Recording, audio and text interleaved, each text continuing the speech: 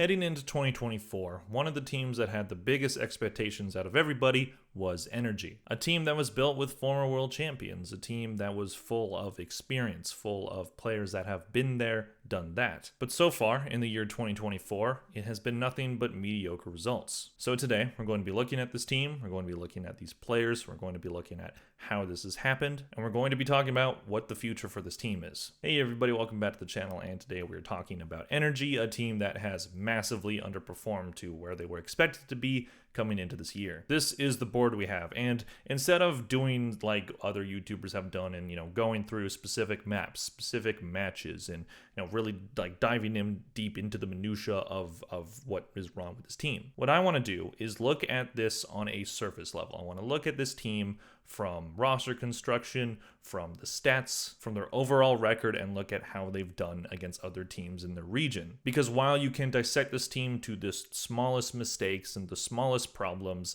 I want to look at it as a whole. At kickoff, this team didn't have a bad start to the year. It actually went pretty well. They win their first two matches and they qualify for playoffs. Unfortunately, they ran into Sentinels. If they had played, say, Evil Geniuses, I know they lost to them early in the year, but there's a chance they could have beaten them. I don't think they would have beaten Loud, but either way, they were given Sentinels, and Sentinels were able to beat them in quite a convincing third map. And that's kind of a start of a trend of this team, is whenever they lose, it seems to be really big. Then we get to stage one. Now, a lot of talk about this team going into the stage was, hey, they haven't been given a lot of time yet. They've still, they need time to cook. It was a pretty quick turnaround from when they officially formed their roster to when kickoff started. And they ran into the team that ended up winning Madrid. So is it really that big of a problem that they weren't at the first tournament? And I would agree with those sentiments. And while I was disappointed, especially because I am a fan of this team, I was still giving this team the benefit of the doubt right up until about the middle of stage one, because stage one was incredibly disappointing from a fan perspective. This team did not look anywhere near like the quality that they should have. Their overall record was 3-3, 3 wins, 3 losses. And we'll get to who those wins and losses came against,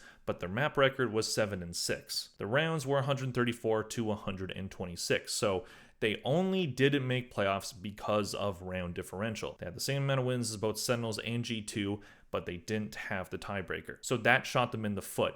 These matches where they got absolutely blown out on maps such as versus Leviathan and versus EG to a certain extent, even though that match went to a third map, those losses cost this team greatly. And it's not uncommon for a good team to get blown out every once in a while, but when it's happened the way that it's happened to NRG so far, especially with how much talent there is on this team, that's a concerning trend. Their 3 wins during stage 1 came against Loud, Furia, and MIBR. Loud is the only team out of those 3 that you can really say is a team that is a good team, a hard team to beat. But there is a big asterisk on that win because Loud was incredibly jet-lagged, they had visa issues, they couldn't get into America right away, and NRG were able to pounce on the opportunity to basically embarrass Loud. But if Loud was well rested, if they were well prepared, I don't know if I see NRG winning that match. Teams that they lost to are Leviathan, Evil Geniuses, and 100 Thieves. Now, Leviathan is a very good team. Obviously, they are at Masters Shanghai. But what was so frustrating about this game, again, from a person who is a fan of this team, is these maps are unacceptably terrible. 13-4 on Sunset. Take a wild guess what Bind is. You're right.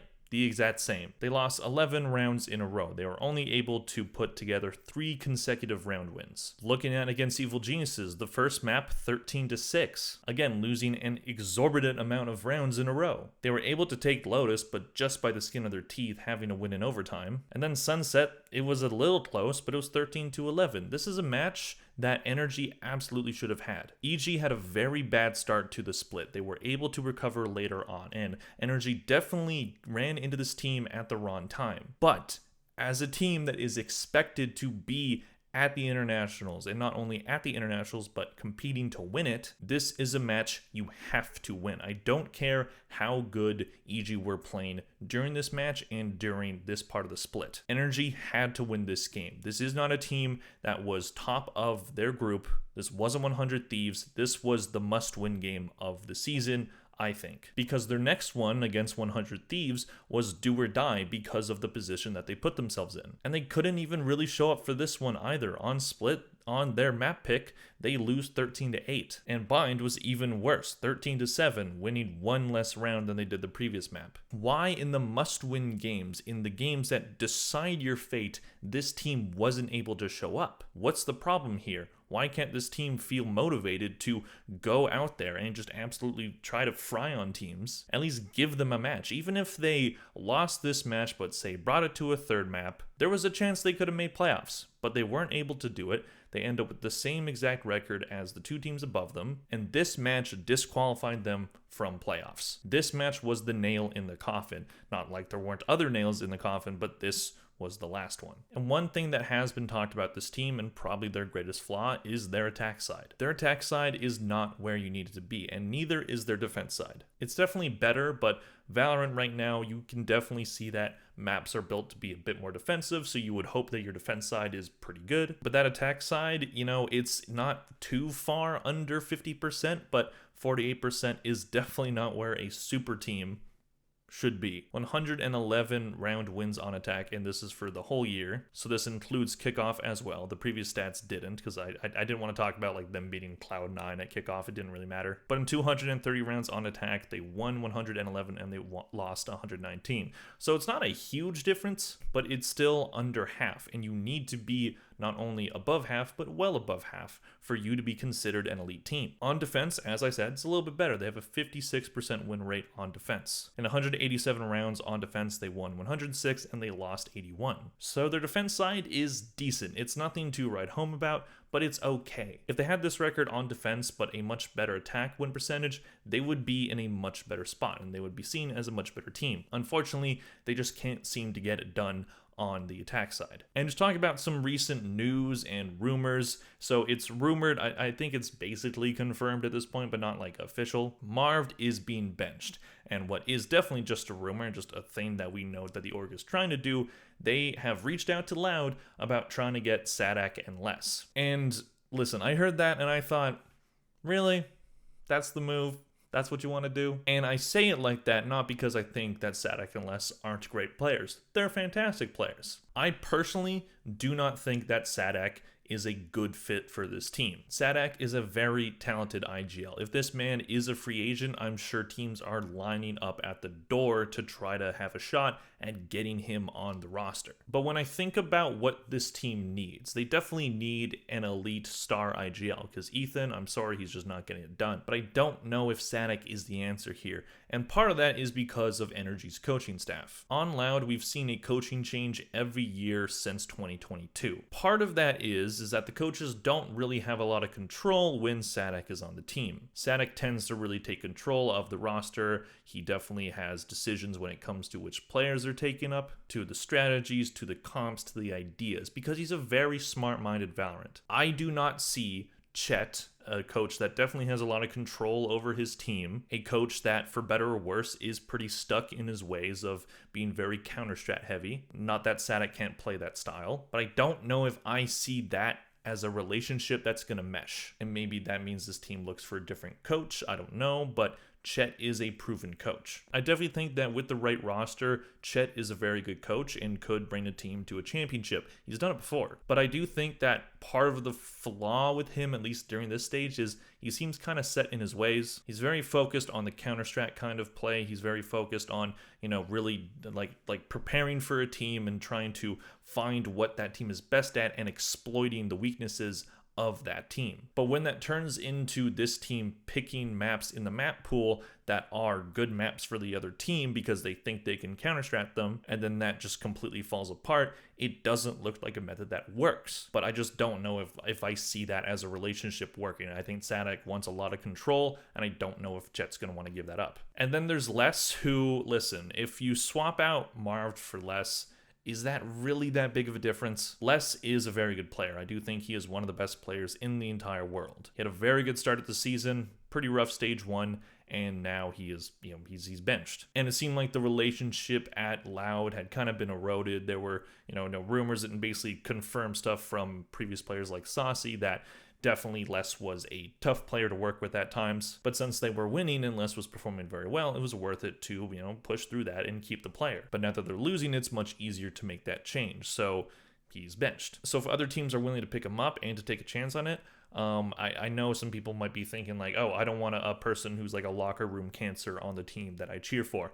That's fair. That's a fair thing to think. And I definitely would agree with that. But if you find a good fit for less, if you find a relationship with other players that works where you don't have those kind of fights, then it can work. So out of the two Sadak and less, it sounds like a fantastic combo. But to me, it just sounds like this team is doing exactly what they did during the offseason, which is just go after big fish, go after players with pedigree and all this stuff, but not actually fully thinking of the roster fit. Sadak can probably fit into any roster. I do question how he would fit on this team. And I definitely think that the personalities of the players that they have, all of the players that are on their current roster are very timid guys. They're pretty timid, they're pretty quiet, and they don't seem to have a personality guy, a person such as Boostio, such as Zelsus, any of these players that are just a vibes guy. And that can definitely affect a team and their performance. If this team wants to be a world champion, they have to have that fire in them. And I just haven't seen that fire yet. I haven't seen this team really just like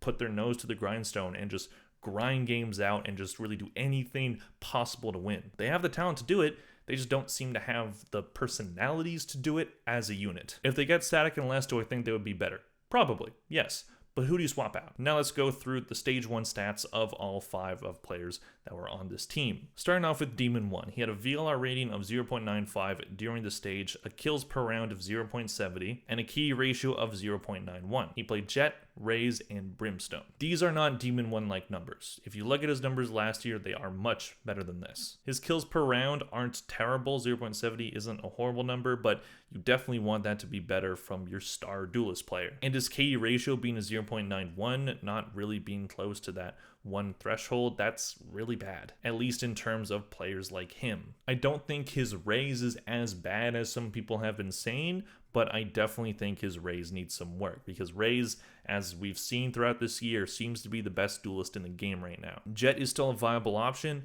but if you don't have a star Raze player, it seems to be hard to be successful. And they might already have one, but I'll get to him later. I do think that Demon 1 is still a very good player. I think he could find the magic that he had last season. I just think he needs better leadership on the team. Which brings us to Ethan, the IGL for this team. Individually, Ethan has been performing well this year. He has a rating of 1.01, his kills per round is kind of low at a 0.65, and his key ratio is 0.96, which isn't awful. He played Yoru, KO, Omen, Sky, and Breach, so a pretty wide variety of characters, but mainly Initiator. When they picked up Ethan and Demon 1 from that Evil Geniuses roster, I was kind of confused at the Ethan pick. First of all, he was already on NRG in the past. He was a part of this team in 2022, I believe, and they let him go to Evil Geniuses, so clearly there was something in his game that they didn't exactly like. So now you bring him back, presumably because he won a world championship, thinking you can maybe recapture some of that magic just on your roster, but then you put him as the IGL, a role that he isn't really accustomed to, or at least known for being one of the best at. And to do this, you let go of FNS. Now, whether or not the player in FNS and SOM wanted to leave on their own terms, or if the org wanted them gone. But when it comes to Ethan, and when it comes to IGLing, you can see the difference that this team plays in with having him as the IGL versus having FNS as the IGL. You had FNS, who was one of the best IGLs in Valorant, a very decorated player, took that Optic roster to a Masters win and 2 separate Grand Finals. And now you have Ethan, who is a great addition to a team, but I don't think he is an IGL that you should really be running. I think Ethan thrives best when he's not the guy, when the pressure isn't exactly on him to be the main leader of the team. On Evil Geniuses, it was a perfect fit for him because he was just another guy on the team. He was just a depth piece, basically. And he performed fantastic, but I didn't think that NRG bringing him back and putting him in a role that he's not really used to is what should have happened. But if they're just going to keep going after these big names like, oh, it's Sadak, and we're going to get the former Evil Geniuses roster that won the World Championship, it didn't work for you. Why would you do it again? Look at the Tier 2 system. Look at all the talented IGLs that they have. I'm not saying that I know better than the general managers of this team, but it just feels like they just go after big names without actually thinking of if they would work. Moving on to Victor, I absolutely think that they should keep Victor at any cost. While he doesn't have the best rating out of the team, I definitely think that consistently he has been their best player. He has a rating of 0.96 in Stage 1, a kills per round of 0.75, and a KD ratio of 1.01. He's played Cypher, Raze, Killjoy, and Brimstone. Victor throughout his career has been a very good flex player. He's been one of the best flex players in the world. But I think it might be time for them to staple him to one role, and that might be Raze. While I did say that Demon 1's Raze wasn't as bad as some people were making out to be, Victor's Raze is better. It's much better. He is very good on that role. And this is a roster that maybe could be built for playing that double duelist. They were playing with Demon 1 on Jet and Victor on Raze towards the end of Stage 1. And it seemed to kind of work. And why don't you just run that consistently? I know it might not work on every single map, but you might be able to just outkill teams. Either way, I think Victor probably sticks in that flex role. He's comfortable playing Cypher, and he's very good on Cypher, but it might be time to tell him to stop playing flex and just staple him to the Raze, because if you need an elite Raze to go far in the VCT right now, you should have one. Moving on to Crashies, he has a rating of 1.01, a kills per round of 0.68, and a KD ratio of 1.03. He's played Gecko, Sova, and Skye. His Gecko to this point has been kind of uninspiring. Gecko is definitely very meta right now, but it doesn't seem like this roster has a player that can really play him in at elite level. But his Sova has probably been his best character. Skye, of course, is at the nerf, so I think they should probably move off of her. But maybe if we can see Crashies improve his Gecko, then we won't be having this same conversation. But overall, I think they probably keep Crashies. They probably keep that Victor Crashies combo together. But if there is any player to move off of, aside from Marv, because they're already doing that, then it might be Crashies. I do think you should probably get a different IGL, but do you move Ethan off of the IGL role and just put him as a depth player on a different role, and then move Crashies off so that you can make way for that new IGL? I don't know, but I like Crashies. He's a good player. I don't think he deserves to not be on a team, but I don't know. It could potentially be the end of Victor Crashies. We'll see. Moving on to Marv, who is probably not going to be on this team for Stage 2. Again, it's not like 100%, but it's about 95. During Stage 1, he had a rating of 0.95, a kills per round of 0.65, which is tied for least on the team with Ethan. He had a KD ratio of 0.93, and he was playing Viper, Cypher, and I think Omen as well, but I forgot to put it on the board, so sorry about that. I don't know if getting a new Smokes player is really what this team needs to do, but I guess that's one of the decisions that they're making. Marv, I do think, is still a very good Smokes player and does deserve to be on a roster. It just hasn't worked for him on the last two rosters that he's been on. This team still has a massive amount of talent. We've seen it against teams that they've beaten. They've been able to beat lower ranked teams by just outskilling everyone. But their calling, their strategies, their attack side, even their defense side at times, it's just not working. They need better calling. I think they need an elite IGL, but those don't come cheap, which is probably why they're asking Loud about Static, but I don't know if they get him. It seems unlikely. I don't know why Loud would just willingly give up their best player to go to a rival. Overall, I think this org should start doing what Sentinels did last year, which is look at, maybe players that aren't exactly known for their experience and their pedigree, but players that could potentially be really good fits. Maybe a new IGL. Maybe there's a IGL in tier 2 that would be willing to come to this org and could turn it around for them. I don't exactly know which players you swap off of. I think most likely, aside from Marv, who is benched, it's probably Ethan, but it could also be Crashies as well. I think Victor and Demon 1 you definitely keep. But overall, I don't know where you go with this team. I don't know if this is the time to make roster changes. I definitely think that, maybe given more time, this roster can do something. But at the same time, if you make a change, is it better to do it early so you have more time with the new roster? Or are you just going to keep slamming your head against the wall until something breaks? Either way, it's been rough for this team. It's been unfortunate as a fan of this team, and mainly I'm just a fan of them, not really for the org. My favorite team in past VCT years was the Optic roster, so I basically just followed this roster and it's just kept being a fan of them. But now this is just kind of like a bastardization of that roster and the EG roster from last year. So it's definitely tough. My fandom for this team is definitely waning at this point.